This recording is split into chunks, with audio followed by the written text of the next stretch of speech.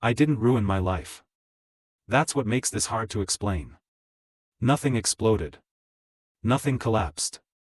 There was no single decision I could point to and say, that's where it all went wrong.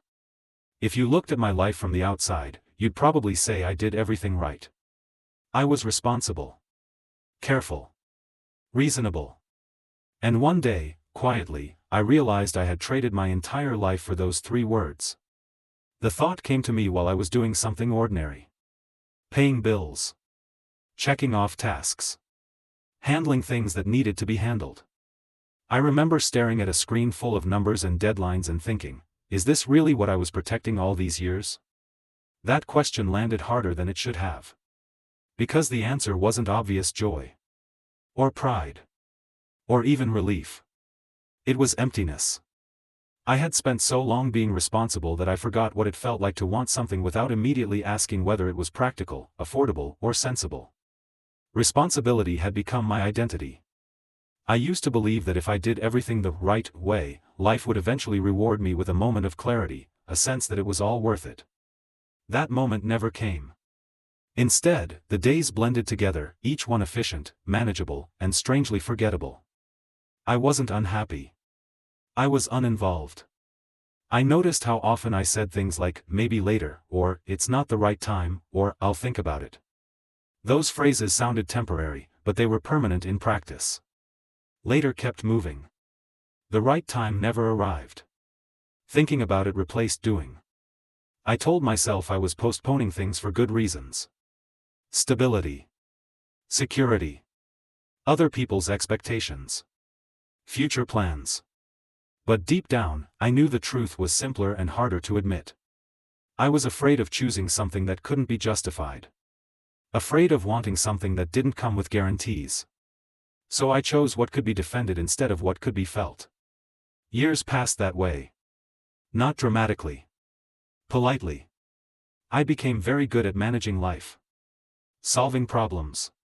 Anticipating needs. Avoiding mistakes. People trusted me because I was dependable. They knew I would do what made sense. What they didn't know, what I barely admitted to myself, was that sense had replaced meaning. One evening, I tried to remember the last time I had felt genuinely excited about the future. Not cautiously optimistic. Not relieved.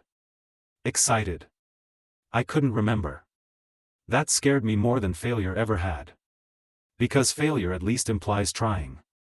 Responsibility, when taken too far, becomes a way to avoid risk while telling yourself you're being mature. I started to see how many decisions I had made by asking, what's the safest option? Instead of what do I actually want? I told myself those 2 questions would eventually lead to the same place. They didn't. Safety led me here. A life that worked. A life that made sense. A life I wasn't fully inside.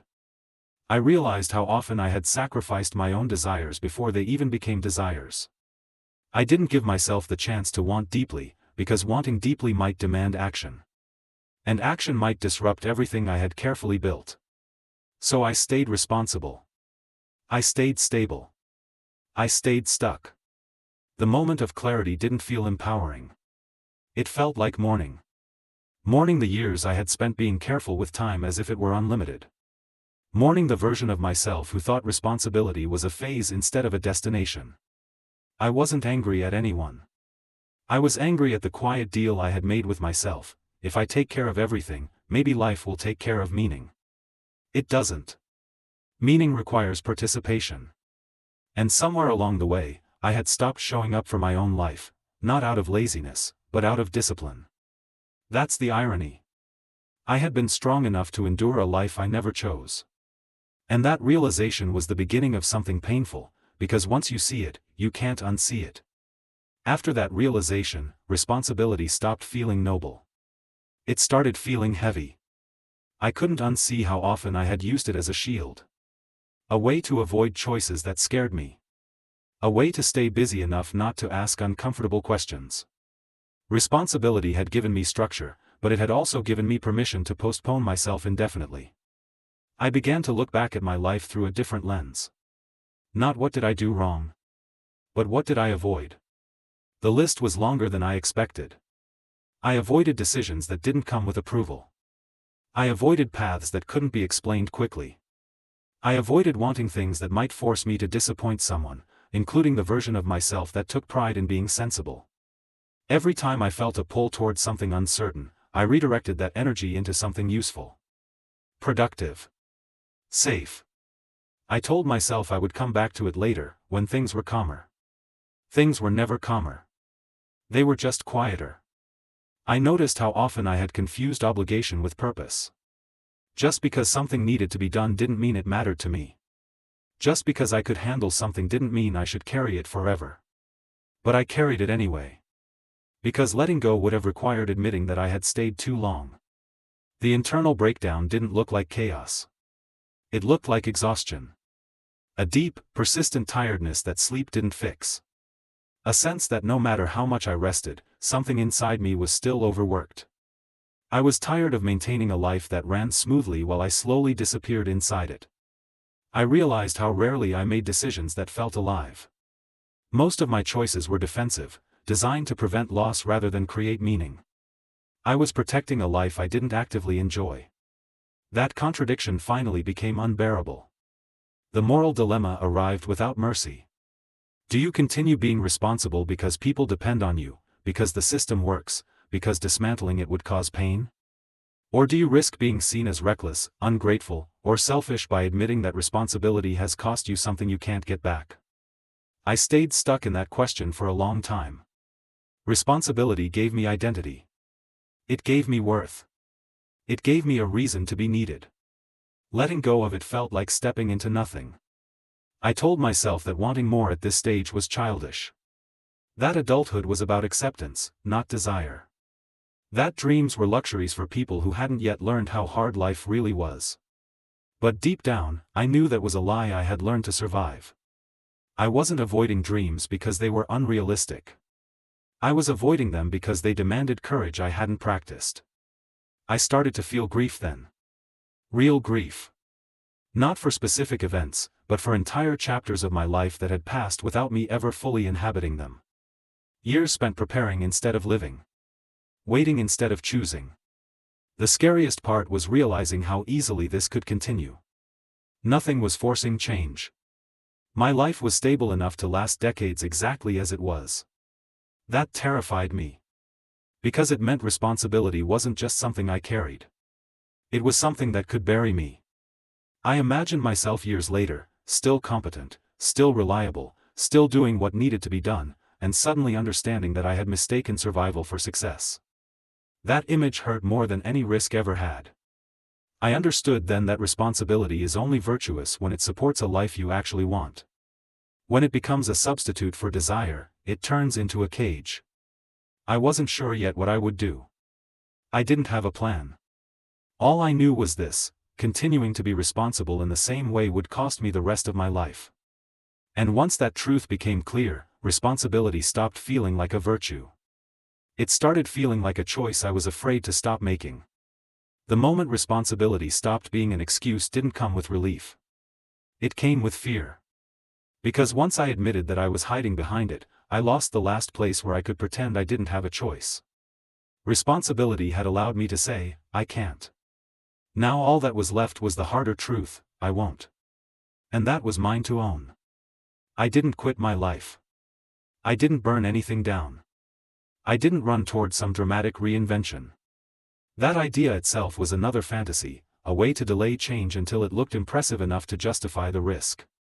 Real change was smaller. And much harder. I started by telling the truth in places where I had learned to lie quietly. I stopped saying I was fine when I wasn't. I stopped volunteering for things that drained me just to feel useful. I stopped pretending that endurance was the same as purpose. Those choices didn't look heroic. They felt awkward. Responsibility had made me predictable. People knew who I was because I always showed up the same way. The moment I changed, even slightly, the system noticed. Not angrily, just uneasily. Some people questioned me. Some were disappointed. Some didn't say anything but adjusted their expectations silently. That hurt more than I expected. Because it confirmed something I had avoided admitting: parts of my value had come from how much of myself I was willing to sacrifice. Letting that go felt like becoming smaller. In reality, I was becoming visible. I started making decisions that didn't maximize stability. Nothing reckless, just honest. Decisions that couldn't be fully justified with spreadsheets, logic, or long-term plans. And every time I did, fear showed up immediately. Fear that I was making a mistake. Fear that I was being selfish.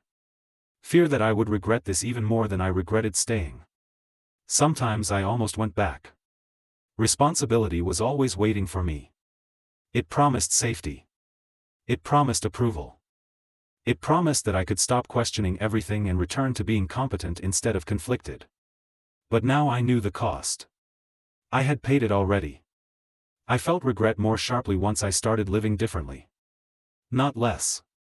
Regret didn't fade when I took responsibility for myself, it intensified. Because now I could see clearly how much time had passed while I was busy being careful.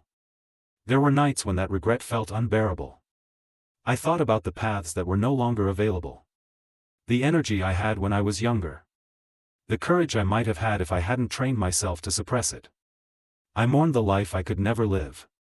I didn't try to turn that grief into motivation. I let it be grief. Because grief meant I was no longer numb. And numbness had cost me more than pain ever did. Slowly, something unexpected happened. Time began to feel heavier, but also fuller. Days stopped slipping by unnoticed. Choices left marks. Consequences felt immediate. I could trace my life again, not as a blur of responsibility, but as a series of moments I had actually participated in. I wasn't happier in the way people like to talk about. I was present. And presence changed everything. I learned that responsibility isn't wrong. It just isn't enough. A life built only on duty will survive, but it won't breathe. Desire isn't immaturity. It's information. Ignoring it doesn't make you strong. It makes you disappear slowly. I still carry responsibility. But it no longer defines me. Now it supports something else, a life I am actually inside. If you're listening to this and you feel proud of how much you carry, how much you endure, how much you manage, I want you to hear this clearly: being responsible is not the same as being alive. One day, without warning, you may realize that you've done everything right, and still lost something essential. I let my life slip away while I was busy being responsible. I can't get that time back. But I can refuse to lose what's left. Living didn't begin when I figured everything out. It began when responsibility stopped being my hiding place and became a tool, not a prison. For the first time, even with fear, even with regret, even with uncertainty, I am choosing my life instead of maintaining it. And that is the difference between surviving with dignity and finally, quietly, beginning to live.